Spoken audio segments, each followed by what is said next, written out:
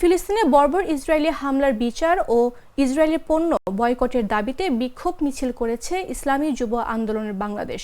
আজ শুক্রবার বায়তুল মোকাররম মসজিদের উত্তর গেটে জুমার নামাজ শেষে এ দাবি করেন। এ সময় তারা ইসরায়েল বিরোধী নানা স্লোগান দিতে থাকেন। বিস্তারিত জানাচ্ছেন আমাদের সহকর্মী রাকিব হাসান। এখন এই মুহূর্তে দাঁড়িয়ে রয়েছি রাজধানীর বায়তুল মোকাররম মসজিদের সামনে এবং জুমার নামাজ পরবর্তী সময়ে ইসলামী যুব আন্দোলনের নেতৃত্বে একটি বিক্ষোভ মিছিল আয়োজন করার কথা রয়েছে। কিছুক্ষণের মধ্যেই সেই বিক্ষোভ মিছিলটি বায়তুল মোকাররম থেকে শুরু হয়ে সেই প্রেস ক্লাব হাইকোর্ট চত্বর থেকে ঘুরে আসবে বলে আমরা যতটুকু জানতে পেরেছি এবং পাশাপাশি নাইটেঙ্গেল মোড় পল্টন প্রদক্ষিণ করবে এবং এখান থেকে বলা হচ্ছে যে রাষ্ট্রীয়ভাবে ইসরায়েলকে নিষিদ্ধ ঘোষণা, ইসরায়েলের যে পণ্য সেসব পণ্য রাষ্ট্রীয়ভাবে বয়কট করার আহ্বান তারা জানিয়ে বায়তুল মোকাররমের যে জুমার নামাজ আদায় শেষে মুসল্লিরা বিক্ষোভ মিছিলের যে প্রস্তুতি সেই প্রস্তুতি সম্পন্ন করছে।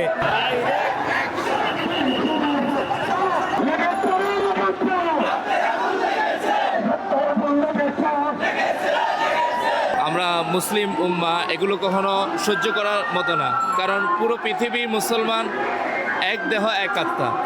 আমাদের কোনো এক প্রান্তে কোনো মুসলমান ভাই যদি আঘাতপ্রাপ্ত হয় সেটা আমাদেরকে খুব কষ্ট দেয়, আঘাত দেয়।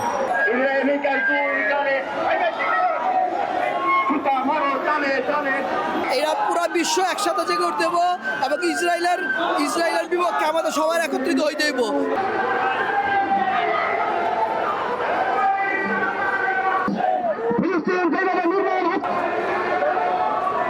আল মুসলিম আকুল মুসলিম, এক মুসলমান অপর মুসলমান ভাই।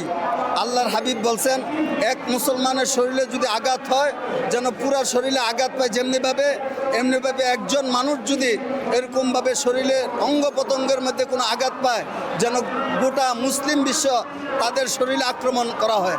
আজকে ফিলিস্তিনে যে এমনিভাবে আমাদের নিরীহ মা বোনদেরকে, ভাই বোনেদেরকে হত্যা করা হচ্ছে, এটা কোনো মানবতা হইতে পারে না।